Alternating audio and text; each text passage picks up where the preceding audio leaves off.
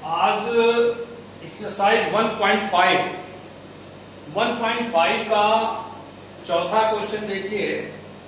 इसमें कह रहा है यदि u सार्वत्रिक समुच्चय u बराबर 1 2 3 4 9 a बराबर 2 4 6 8 b बराबर 2 3 5 7 ये आपका दिया हुआ है। कह रहा वेरीफाई करिए, सत्यापित कीजिए a यूनियन b का complement equal to a complement intersection b complement. Second है a इंटरसेक्शन b का complement equal to a complement union b complement. तो इसको पूरक भी कहते हैं हिंदी में, डैश संकेत है। तो दो पार्ट है, मैं एक पार्ट आपको बता रहा हूं, ध्यान से देखिए, पहले समझ लिया करिए, उसके बाद पूरा स्क्रीनशॉट ले करके अच्छे से कॉपी में नोट कर लिया करिए। तो पहला वाला देखिए बताने जा रहा हूं, इसका वेरीफाई प्रूफ। यह एलएचएस आपका है ए यूनियन बी का कॉम्प्लीमेंट पूरक। इसको लिख सकते हैं आप u minus A union B. u minus सार्वत्रिक समुच्चय। u कितना है? 1 से लेके 9 तक है।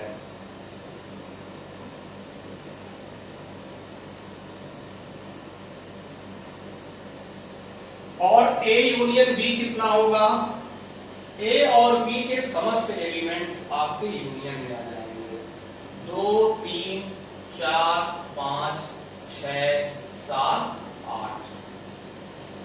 2 3 4 5 6 7 8 सारे एलिमेंट हो जाने चाहिए, कोई एलिमेंट दो बाकी होना चाहिए। ये आपका आ जाएगा। इसमें से वो अवयव निकाल दीजिए जो उसमें पड़ रहे हैं।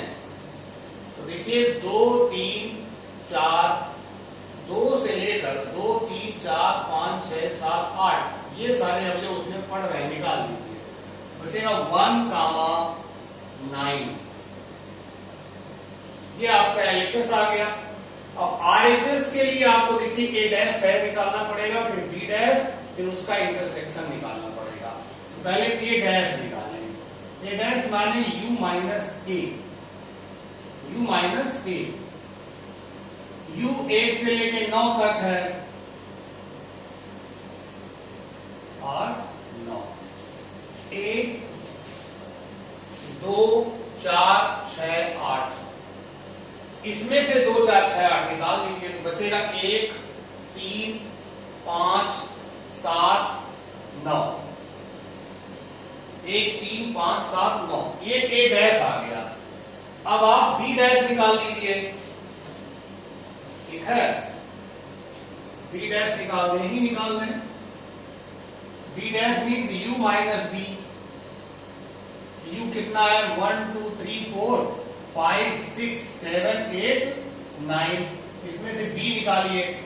बी 2 3 5 7। इसमें से 2 3 5 7 निकालेंगे आप तो कितना है? 1 4 6 8 9। ठीक है? अब देखिए इन दोनों का इंटरसेक्शन निकालना है। इन दोनों क्या निकालना है? इंटरसेक्शन इन दोनों का। A complement intersection B complement, इन दोनों का इंटरसेक्शन देखिए ध्यानपूर्वक। 1 3 5 7 9 इंटरसेक्शन 1 4 6 8 9। दोनों में क्या कॉमन है? 1 देखिए कॉमन है, 1 हो गया, और 9 कॉमन है। ठीक है? तो एलएचएस आपका देखिए आया था 1, 9, आरएचएस भी आया 1, 9। अतः एलएचएस इक्वल टू आरएचएस, ये सिद्ध हो गया। इसी प्रकार से आप सेकेंड पार्ट कर लेंगे। अब आप देखिए इसके बाद हम इसके जैसा क्वेश्चन 7वां बता रहे हैं, फिर बीच वाला बताएंगे। जब आपको खाली स्क्रीन मिले स्क्रीनशॉट लेकर के उसको नोट किया करिए, बाकी समय समझा करिए। देखिए 7वां क्वेश्चन, ये मैं इसलिए नहीं मिटाया, मैं एक एग्जांपल दूंगा, एग्जांपल में लिखना नहीं पड़ेगा आपको। क्वेश्चन नंबर 7, ध्यान दीजिए। इसमें कह रहा है निम्नलिखित कथनों को सत्य बनाने के लिए रिक्त स्थानों को भरिए। फर्स्ट है ए यूनियन ए डैश, यहां खाली जगह है, तो मैं कह रहा हूं यहां यू हो जाएगा, सार्वत्रिक समुच्चय यहां हो जाएगा यू। कैसे, इसको मैं आपको सत्यता सिद्ध करूं, इसका प्रूफ देखिए। यही आप मान लीजिए एग्जाम्पल, यही एग्जाम्पल मान लीजिए आप यहां पे, ठीक है। ए कितना है, 2 4 6 है, कोई एग्जाम्पल ले सकते हैं, लेकिन ये यहां पर लिखा हुआ किसी को ही ले रहा है। 2 4 6 8, ए डैश निकालिए, ए डैश माने u माइनस ए, ठीक है। u माइनस ए कितना होगा, 1 2 3 4 5 6 7 8 9, u हो गया। और a 2 4 6 8, क्या बचा, 1 3 5 7 9। अब आप देखिए a और a डैश, ए और ए डैश का यूनियन निकालिए, ए और ए डैश का यूनियन निकालिए। इन दोनों का यूनियन क्या होगा, सारे एलिमेंट आ जाएंगे। इन दोनों का यूनियन देखिए 1 2 3 4 5 6 7 8 9, क्या आ गया, यू आ गया, ठीक है। ये आप एग्जांपल से सिद्ध कर सकते हैं या और भी तरीका सिद्ध करने का है। देखिए कैसे, चूंकि u बराबर ए डैश बराबर क्या होता है, ए डैश बराबर u माइनस ए होता है। इधर करेंगे तो a plus A dash equal to u हो गया। तो प्लस मतलब a और a डैश के समस्त अवयवों को लेते हैं तो यूनियन ही हो। देखिए a और a डैश मिलाकर क्या हो गया, u, ठीक। दूसरे में क्या भरा जाएगा, देखिए phi dash union intersection a। Phi dash मतलब होगा u minus phi intersection a, ठीक है। u में से फाई माने रिक्त समुच्चय, कोई अवयव इसमें ना हो, तो कोई नहीं अवयव हटाए, नल से घटाएंगे तो u बचेगा। इंटरसेक्शन a समष्टि समुच्चय यूनिवर्सल सेट, और a का इंटरसेक्शन जो होगा वो a ही होगा। यहां क्या भरा जाएगा, a भरा जाएगा, ठीक है। अभी देखिए दोनों का इंटरसेक्शन निकालिए, तो दोनों का इंटरसेक्शन क्या होगा, a ही होगा, क्योंकि ये अवयव इसमें है कॉमन एलिमेंट, है कि नहीं। तो इस एग्जांपल से आप समझ सकते हैं। थर्ड देखिए a इंटरसेक्शन a डैश, मैंने आपको बताया था जो अवयव a में होगा, जो अवयव a में होगा वो अवयव a डैश में नहीं होगा। इसका मतलब दोनों का इंटरसेक्शन क्या होगा, फाई। फिर इसके बाद आपका चौथा है, ये थर्ड था, चौथा है u dash intersection a। u dash का मतलब हो गया फाई, u डैश माने फाई, u माने सारे एलिमेंट और डैश माने सारे एलिमेंट नहीं, फाई इंटरसेक्शन a। फाई रिक्त समुच्चय है, रिक्त समुच्चय और a का इंटरसेक्शन आपका होगा फाई, ठीक है। यहां फाई आ जाएगा, क्यों, फाई माने कोई अवयव नहीं और इसका इंटरसेक्शन 2 4 6 8 मान लीजिए, यही वाला एग्जांपल, इसीलिए मिटाया नहीं है ताकि बार बार यही से हम ले लें। तो देखिए कोई नहीं है इसमें एलिमेंट, और इसमें 2 4 6 8, तो कॉमन क्या होगा, कुछ नहीं कॉमन होगा, ये फाई हो गया। ये आपका फाई था, ये आपका ए था, है कि नहीं। तो फाई माने क्या, u डैश इंटरसेक्शन, है कि नहीं। ये आपको समझ आ गया। तो अब देखिए इसके बाद मैं आपको बताने जा रहा हूं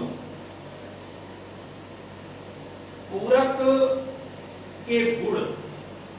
जो मैंने पूरक समुच्चय बताया था ना डैश वाला, उसका गुण कुछ है, पूरकों के कुछ गुणधर्म,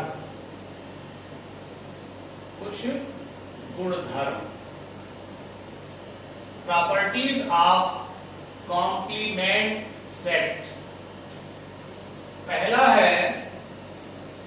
पहला पूरक नियम, पूरक नियम। इसमें यह कहा जाता है A dash union A, A dash union A जो होगा वो यूनियन मतलब यूनिवर्सल सेट होगा। Second, A dash intersection A, ये फाई होगा। इसको मैं अभी भी सिद्ध कर चुका हूं, 7वें सवाल में था, इसीलिए मैंने लिखा तो पहले बताया है। दूसरा है डी मॉर्गन का नियम, डी मॉर्गन का नियम। इसमें भी दो है, पहला ए यूनियन बी का dash equal to A dash intersection B dash. Second है ए इंटरसेक्शन बी का dash equal to A dash union B dash. ये आप चौथा सवाल सिद्ध किए हैं, चौथा सवाल का दोनों पार्ट यही है, यही सिद्ध किए हैं। तीसरा है द्विपूरक नियम, द्विपूरक नियम। द्विपूरक नियम में है कि किसी डैश का डैश फिर दोबारा लगा दीजिए तो वो ए हो जाता है। इसको देखिए सिद्ध आप तुरंत कर सकते हैं इजीली, ये सिद्ध करना एग्जाम में आता भी है। ए डैश का डैश बराबर लिख सकते हैं you minus A dash, you minus A dash. फिर इसको जो है आप ए डैश को लिख सकते हैं यू माइनस ए, ब्रैकेट खोलेंगे ये प्लस हो जाएगा, ये आ गया ए। ये आपके पूरक के तीसरा गुण है। चौथा गुण होगा, चौथा देखिए फाई और यू का नियम, फाई तथा यू का नियम। यू माने सार्वत्रिक समुच्चय। इसमें भी देखिए पहला phi dash equal to U और U dash equal to phi, मतलब कोई नहीं का विपरीत क्या होगा, पूरा, और पूरे का विपरीत कोई नहीं। ये पूरक के गुणधर्म है। इसको वेन आरेख से भी सिद्ध किया जा सकता है, किया जाएगा। वेन आरेख मैं आपको बताऊंगा, आज ही मैं उसका परिचय दूंगा आपको। वेन आरेख से भी सिद्ध किया जाएगा और तार्किक तरीके से भी सिद्ध किया जाता है, एलिमेंट लेकर के, उससे मैं आपको सिद्ध करके दिखाऊंगा, ठीक है। तो वेन आरेख आज सुनिए क्या है। ये ब्रिटिश गणितज्ञ थे, ब्रिटिश तर्कशास्त्री थे ये, जिनका नाम था जॉन वेन। उन्हीं के नाम पर वेन आरेख शब्द पड़ा, वेन डायग्राम, वेन आरेख, वेन डायग्राम।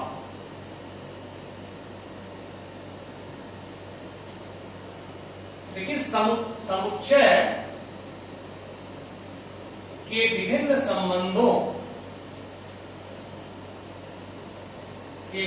संबंधों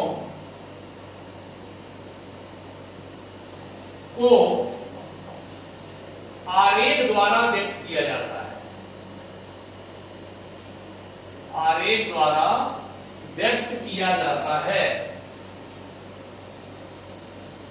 जिसे वेन आरेख कहते हैं।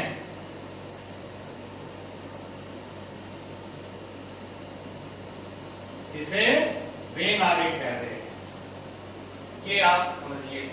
व्यवहारिक प्रश्नों के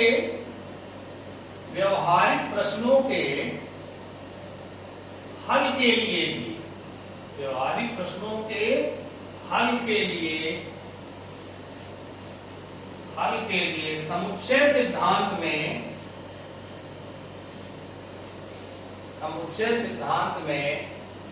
वेन आरेख का प्रयोग करते हैं। इसको कॉपी नोट कर लीजिएगा, बहुत इंपॉर्टेंट चीज है, मैं बोल रहा हूं, समझा भी रहा हूं, प्रयोग करते हैं। तो ये गणितज्ञ किए थे, ब्रिटिश तर्कशास्त्री थे ब्रिटिश तर्कशास्त्री थे जॉन वेन, जिनका नाम था जॉन वेन। जॉन वेन के नाम पर वेन आरेख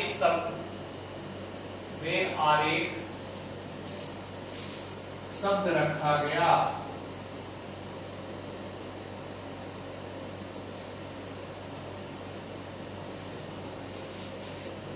देखिए वेन आरेख में क्या है, सार्वत्रिक समुच्चय को हम लोग एक आयत से व्यक्त करते हैं। सार्वत्रिक समुच्चय U को आयत से तथा उप समुच्चयों को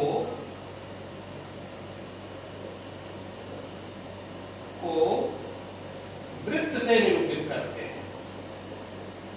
वृत्त से निरूपित करते हैं। तो इसका विस्तार और उदाहरण सब कल हम बताएंगे। इसको जान लीजिए वेन आरेख क्या। वेन आरेख समुच्चय की विभिन्न समस्याओं को बहुत सरल तरीके से हल करना सिखाता है। ये जॉन वेन ब्रिटेन के थे। इन्होंने चित्र के माध्यम से समुच्चय की समस्याओं का हल किया।